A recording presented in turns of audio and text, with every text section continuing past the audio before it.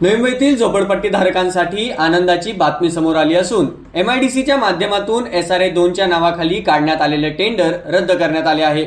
अनेक दिवसापासून सुरू असलेला वाद अखेर मार्गी लागलेल्याचे पाहायला मिळत आहे। याच पार्श्वभूमीवर शिवसेना नगरसेवक सुरेश कुलकर्णी यांच्या माध्यमातून तुर्भा स्टोर येथील रहिवासी आणि आजूबाजूच्या परिसरातील झोपडपट्टी धारकांची मोठी सभा आयोजित करण्यात आली।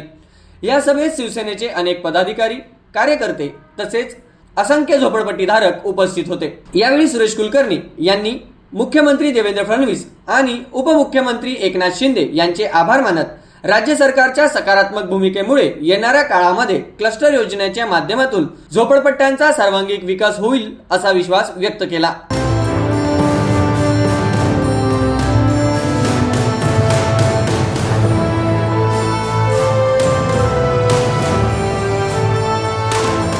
तसेच क्लस्टर योजना नेमकी कशा पद्धतीने राबवली जाणार, त्यामध्ये नागरिकांना कोणती सुविधा मिळणार आणि चांगल्या दर्जाची घरं कशा पद्धतीने उपलब्ध करून दिली जाणार याबाबत सविस्तर माहिती देखील या सभेत देण्यात आली।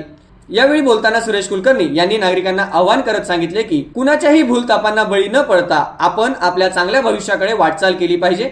नागरिकांना सुरक्षित आणि सुसज्ज घरं उपलब्ध करून देणे हा माझा मुख्य उद्दिष्ट असून यासाठी सरकार सकारात्मक भूमिका घेत असल्याची ग्वाही त्यांनी दिली। SRA योजना लागू झालाय, त्या ठिकाणी पात्र अपात्रचं आणि त्या ठिकाणी MIDC टेंडर काढलं होतं। ते सर्वप्रथम मी आदरणीय मुख्यमंत्री, आदरणीय उपमुख्यमंत्री, दोन्ही उपमुख्यमंत्रींचं आणि आमचे सावंत साहेबांचं मी मनापासून आभार मानतो।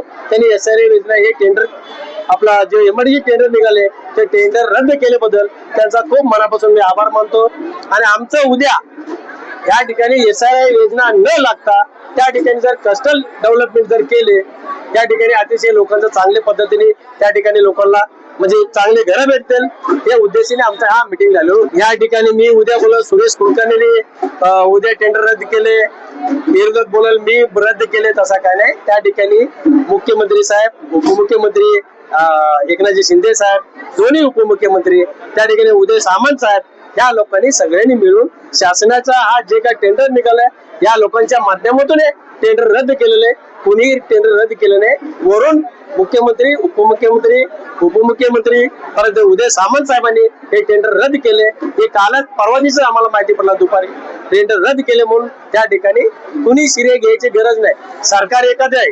त्या ठिकाणी शिवसेना BJP एकत्रित आहे सगळे सरकार। त्या ठिकाणी मी श्रेय घेणार आहे, ते श्रेय घेणार आहे अशातला कुठली गोष्ट नाही। त्या ठिकाणी सरकार शिवसेना BJPची सरकार असल्यामुळे सगळे एकत्र येऊन निर्णय घेतले, ते टेंडर रद्द केले।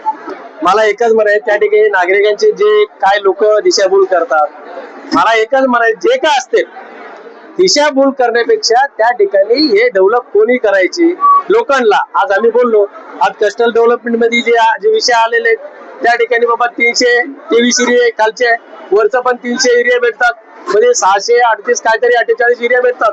पण लोकांना हे काय नको आहे का? सगळेच आज कस्टल डेव्हलपमेंट जर आलं, अतिशय लोक आमचे झोपडपट्टीतले लोक या गोष्टीला स्वागत करतील। Bureau report TV1 India. Latest updates और ताजा तरीन खबरों के लिए TV1 इंडिया लाइव को सब्सक्राइब कीजिए और नोटिफिकेशन पाने के लिए बेल आइकॉन को दबाना मत भूलिए।